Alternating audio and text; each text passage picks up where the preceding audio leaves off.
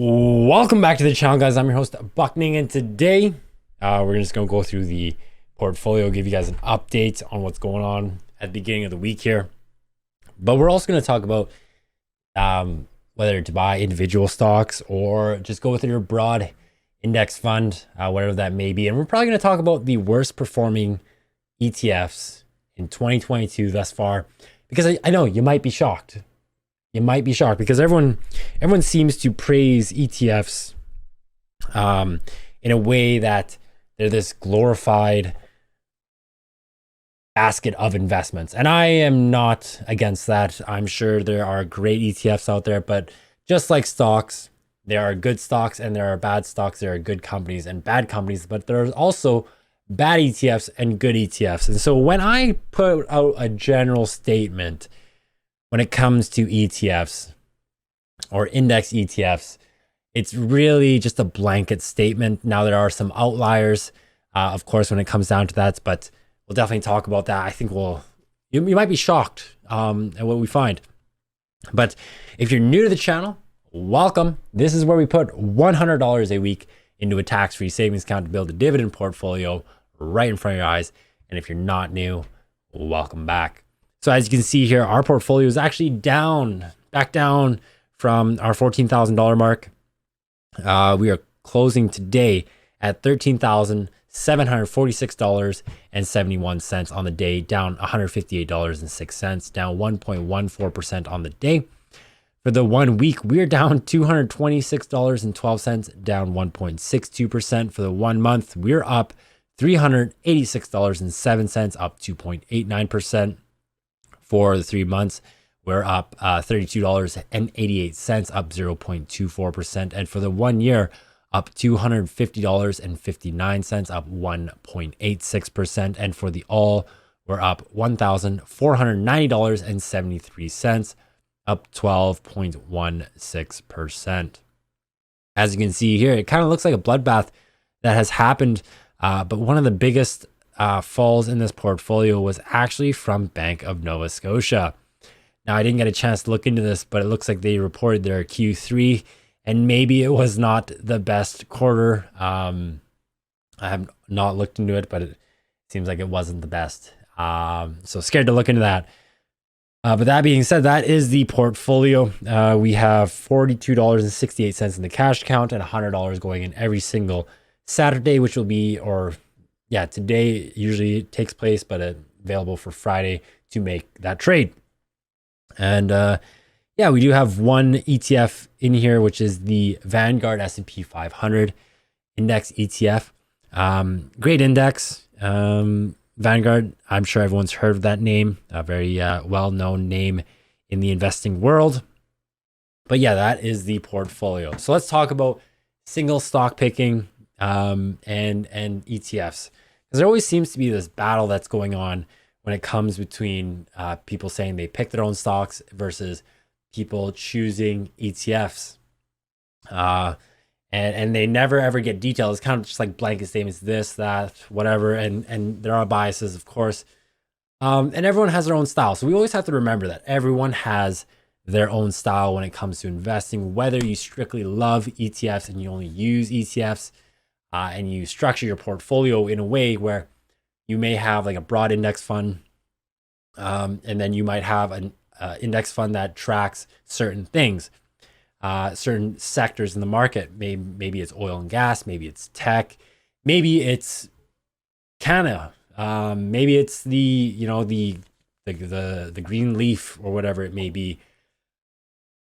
And you know what I'm talking about. Or it might even be a Bitcoin ETF or a crypto ETF.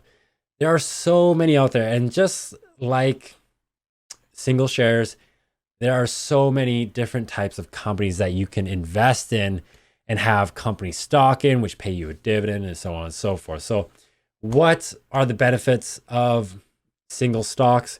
Well, it gives you ownership of the company, part ownership, and it gives you the possibility of a higher return than an ETF. ETFs are great in that sense where you can buy, the S&P 500, 500 some companies. You don't have to worry about volatility as much, but you can never ever beat that index, because it's tracking the S&P 500, the top 500 companies, and you cannot outperform the S&P 500 because it's tracking. So you're kind of just, you'll never beat it, but you'll just be close to whatever it does for that year. Whereas single stocks, you might have companies that maybe go up 100%, go up 50% in the year, 30%, and so on and so forth.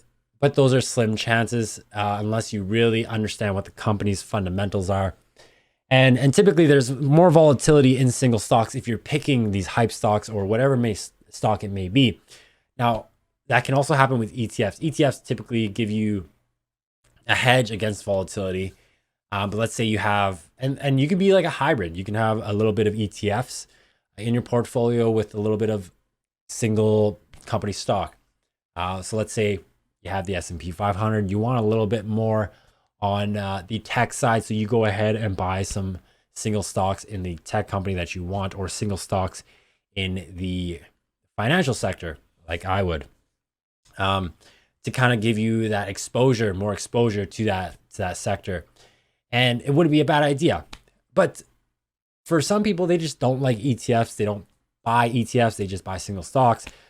Now, remember, in order for you to have less volatility, you would probably have to have a very diversified portfolio, probably over 100 different companies, but who really wants to track all of that? I know I don't have the time, and I'm no expert at this. And what if those stocks that you pick are not the best choices for the next 5, 10, 20 years? Maybe you're just not good at stock picking. I'm not saying I'm any kind of expert, which I'm not for the most part. I still have doubts of me picking singular stocks, to be honest with you.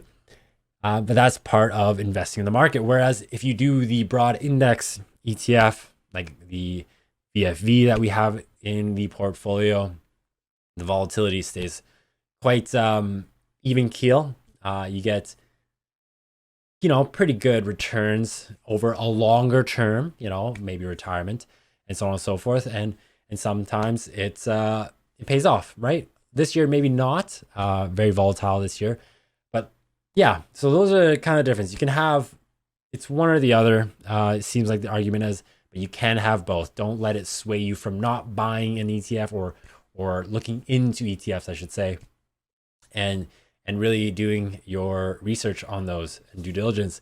Because you do the same thing with company stocks. You just don't go and YOLO it, which is actually an ETF that we're going to talk about today. So leading into that, so hopefully that helps. Like, don't worry about it. Don't just buy ETFs and don't just buy singular stocks. Figure out what works for you. Do a little bit of a hybrid if you wish. This is not financial advice. This is just what I'm doing. As you can see, I have more individual stocks than I do ETFs. I only have one ETF in here. Let's talk about the worst performing ETFs thus far in 2022. Now, these numbers are probably updated, so they're not as bad as they once were.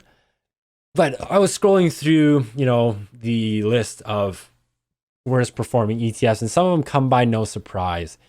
We know how the market is right now, and some people say we're in a stock market bubble. Some say we're in a real estate bubble. Some say we're in a car sales bubble, whatever it may be. But one of the ones that caught my eye was actually ARK-F. So Kathy Woods, huge talk for a while there. Everyone probably poured their money into that ETF. But right as of today, I think it's down 55% from a 1 year return year-to-date return at negative 55%, which is quite a lot. Now, when I was going through this, I found a little bit of patterns. You have the tech sector, which absolutely gets demolished for some odd reason, like TQQQ, which is, I do believe, the NASDAQ index, which is down quite a bit. NASDAQ itself is, I don't think, back up to where it is. And then you got the leaf that no one wants to talk about. A lot of those ETFs are down a bunch. For example, the YOLO, YOLO, if you want to go look at that if you wanted to. But performance-wise, Wasn't that great. Negative 58% for the year. And anything crypto, anything to do with the crypto, anything to do with the other side of the world with what's going on. The other one, which I was looking is BKCH, which is a blockchain ETF, down 68% year to date. You also have oil and gas in there as well, which seems odd. Well, no, I think these are the ETFs that short oil and gas. Then you have RSX. So if you want to look at that, that's what's going on the other side of the world, down 78%. There is just a ton of ETFs that are just not doing what everyone talks about when it comes to ETFs. So there's always good and bad ETFs. There's always good and bad companies. There's always good and bad company stock. But remember, there are always two sides of the coin. However you want to invest is up to you and what aligns with your goals, what you're trying to achieve. And remember that. Don't let anyone tell you what you need to do, because that's not really required. It's really up to you. ETFs just kind of, if you're doing like a broad market S&P 500 ETF index, you will be just fine, in my opinion. And if you want to beef up like a certain company within that ETF, then buy the single stock if you truly believe in that company. Now, do your due diligence, of course, and this is not financial advice. So that's pretty much it. That's my opinion on ETFs, single stocks.